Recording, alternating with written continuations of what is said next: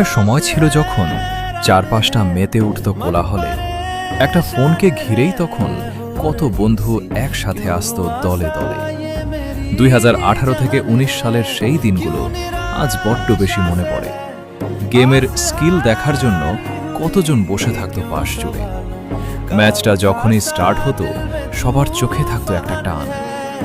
Training মোডটা একটু দেনা ভাই, বলতো করে কত অভিমান।